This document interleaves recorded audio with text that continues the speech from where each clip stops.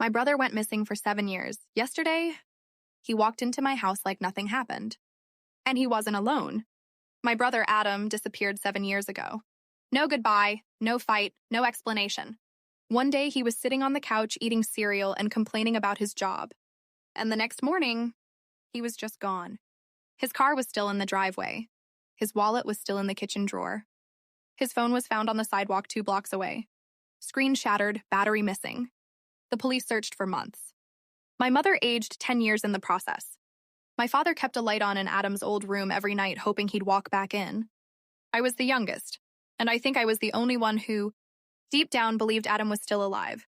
But after 7 years, even that belief faded. I learned to live with the ache.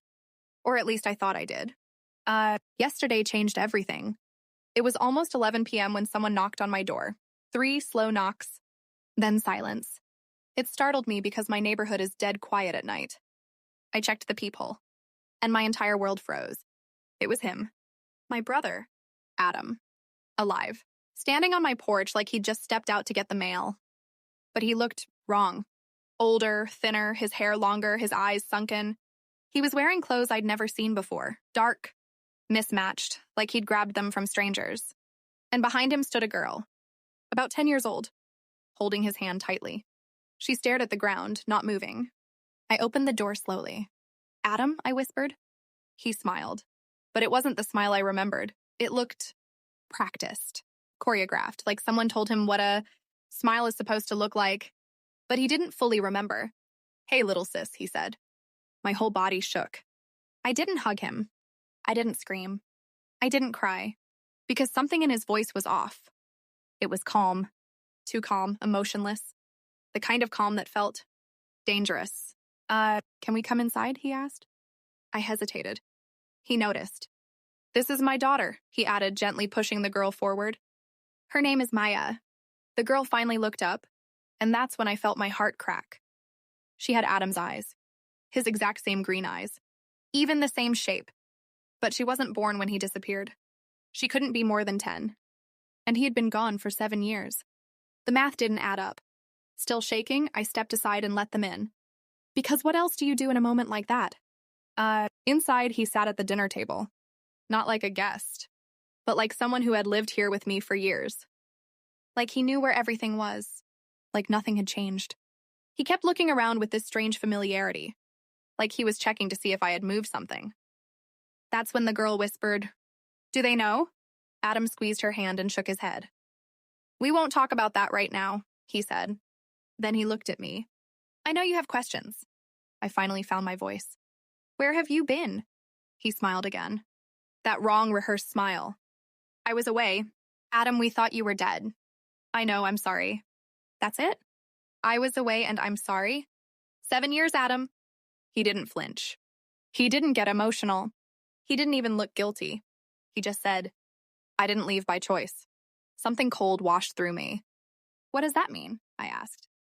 He looked at the girl again, and she nodded, almost giving him permission. I'm not supposed to tell you," he whispered. "But I need your help." "Help with what?"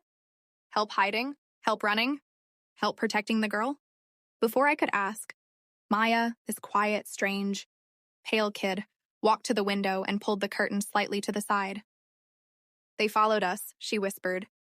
My stomach dropped. I ran to the window. There was nothing outside. I turned back toward her. "Who followed you?" She didn't blink. "People who look normal, but they aren't." "Maia!" Adam interrupted sharply. She stopped talking immediately. Like she was trained to. Then Adam said something that made my blood turn to ice. "We can't stay long, but we need a place to rest. Just for tonight." "And then what?" I asked. "Then we disappear again." My voice cracked. "Adam, you can't just come back and leave again. Not after 7 years." He lowered his head. For the first time, I saw something real in him. Fear. "I'm so sorry, sis. I never wanted to drag you into this." He stood up. "We'll go." But the girl, Maia, walked toward me and grabbed my hand tightly and said something I will never forget. "He's trying to protect you." But the truth is, he didn't escape. They let him go. I froze. Adam shut his eyes in frustration. "Maia, stop." "No," she shouted. She needs to know. They said you weren't allowed to warn your family, that you weren't allowed to tell anyone what you saw or what they did to you. A chill ran through me. What did they do to you? I whispered. Adam opened his mouth. But then, 3 slow knocks on the door. The exact same pattern Adam used when he arrived. Knock, knock, knock. Adam grabbed Maia and whispered urgently, "They found us." I looked through the peephole. A man, standing perfectly still, not moving, not blinking, wearing a suit, too clean, too crisp, too perfect. His face, strange. Symmetrical in a way no human face truly is. Like it was designed, not born. He smiled, and it was the same unnatural smile Adam had made earlier. Then he whispered through the door, "Adam, bring the girl out." My entire body turned to ice. I stepped back. "Who are they?" I asked. Adam grabbed my shoulders. "Listen to me very carefully. I can't explain everything, but you need to let us leave out the back, right now." "But, sis, please." It was the first time he sounded like my real brother again. So I nodded. He grabbed Maya's hand. They ran out the back door into the night. Before Adam disappeared into the trees, he turned back and shouted, "I love you! And I'm sorry, don't open the door." But I locked every window, every door, then silence. Total silence. Until one last whisper came from the front door. "We'll come back for you. You're already part of this now." I looked through the peephole again. The man in the suit was gone, just gone, like he vanished into thin air.